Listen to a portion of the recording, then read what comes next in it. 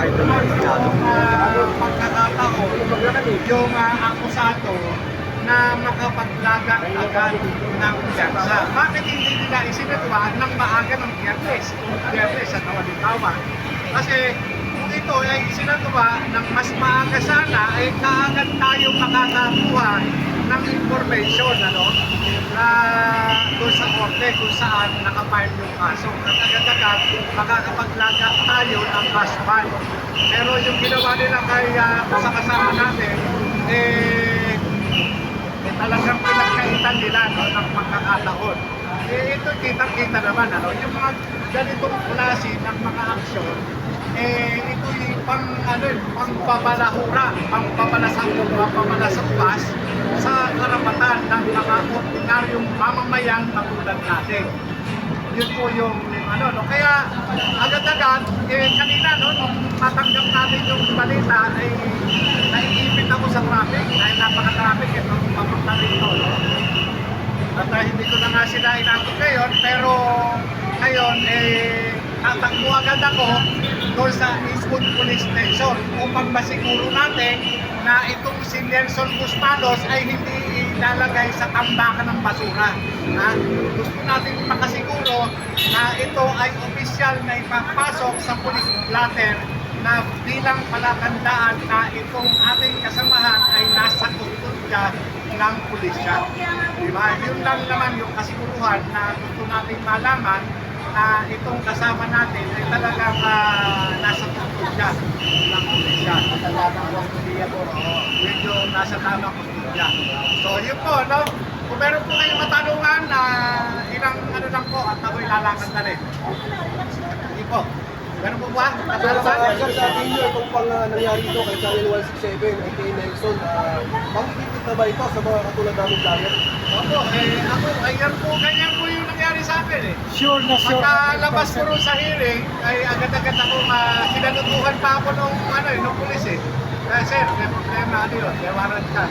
Ganun Kaya eto, alam nyo, sa totoo lang hindi na kami nagulat sa ganitong pagkakataon. Sapagkat talagang yung mga EDSA Friday talagang inaalam nila kung sino-sino ito at binerify.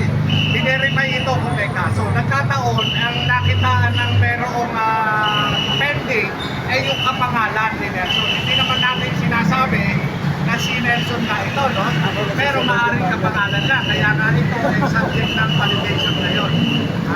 Subject ng validation at ito man siya ipapiyersahan natin.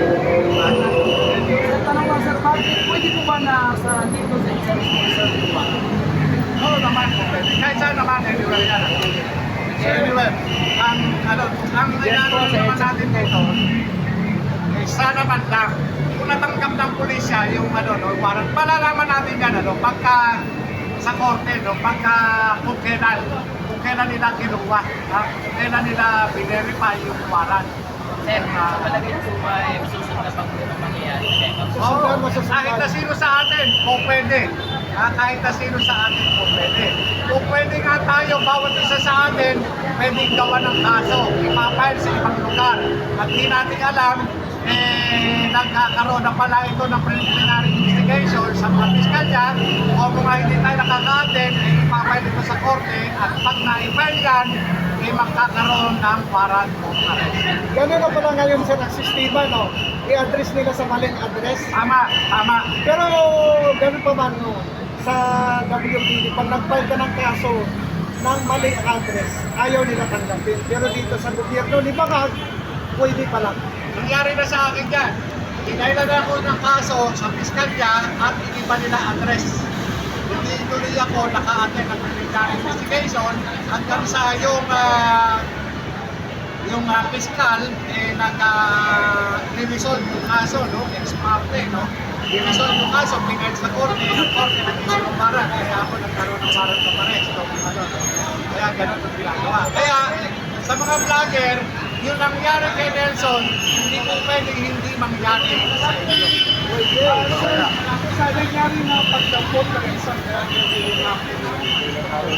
do we expect legal na bigyan tutulong ng Oo, pwede naman. At siguro, no, doon sa mga nagsasabi na handa silang tumulong sa mga katulad nating lumalaban ano, para sa katotohanan, ito na yung pagkakataon nila na mag-extend ng tulong para doon sa katulad na kasamahan natin si Nelson Cruz. So, yun lang po, no? Ako'y pupunta na doon sa Facebook Police Station. Maraming salamat po. Sir JM, mamuhay po kayo.